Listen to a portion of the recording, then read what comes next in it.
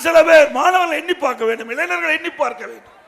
அனைத்து இந்திய அண்ணா திராவிட முன்னேற்றங்கள் என்ற கட்சி, அதிமுக என்ற அரசாங்கம் இருந்த காலத்தில் தான் மாணவர்களுக்கு நிறைய வாய்ப்பு கொடுத்தோம். பள்ளி கல்வித்துறைக்கு அதிகமான நிதி ஒதுக்கீடு அம்மா செஞ்சாங்க. உயர்கல்விக்கு அதிகமான நிதி ஒதுக்கீடு. இதனால மாணவர்களுடைய கல்வி தரம் உயர்ந்தது. இன்றைக்கு நல்லா சிந்திச்சு பாருங்க. இன்னைக்கு ஒருவர் உங்க குடும்பத்தில் ஒரு செடி வைக்கிறீங்க,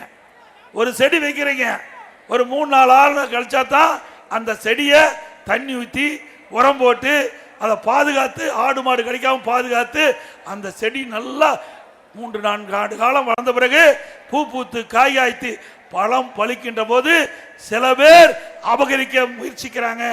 நியாயமா? சொல்லுங்க பார்க்கலாம். நீங்க வச்ச செடி உங்களை விட்டு எதுவுமே செடியை வைக்காம, பாங்கே பார்க்காம, தண்ணியே ஊத்தாம அந்த செடியை வளர்த்தவர்கள் அந்த வேறொரு பழத்தை பறித்தால் மனம் எப்படி வேதனைப்படும் சிந்திச்சு பாருங்க.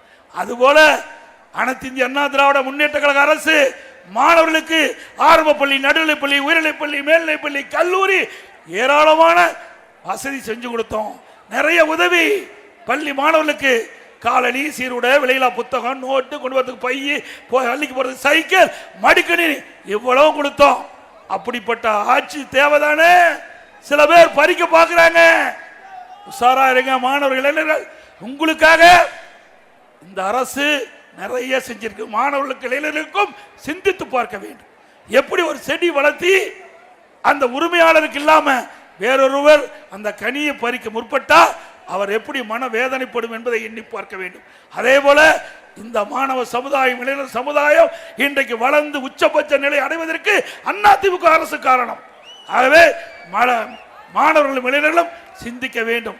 இன்றைய தினம் இன்றைக்கு திராவிட முன்னேற்ற கழகம் இன்றைக்கு ஓரணியில் தமிழ்நாடு என்று இன்றைக்கு மாணவர்கள் தான் போகிறாங்க, கல்லூரிக்கு போறாங்க.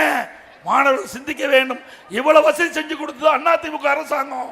இன்றைக்கு அவர்கிட்ட போய் ஓடிபி, இன்றைக்கு அரசாங்கம் ஓடிபி அரசாங்கம் ஆயிட்டுது. மாணவர்கள் ஏமாந்து விட வேண்டாம். இன்றைக்கு கல்லூரிக்கு போறாங்க திமுக கட்சி சேர்ந்தவங்க. ஓரணியில் திரளுங்க, ஓரணியில் தமிழ்நாடு என்று திமுக கட்சிக்கு உறுப்பினர் சேர்க்க இருக்கிறாங்க. மாணவர்களே எச்சரிக்கையா இருங்க. என்றைக்கும் அனைத்து இந்திய அண்ணா திராவிட முன்னேற்ற கழக கட்சி தான் உங்களுக்கு உயர்ந்த இடத்தை கொடுக்கும்.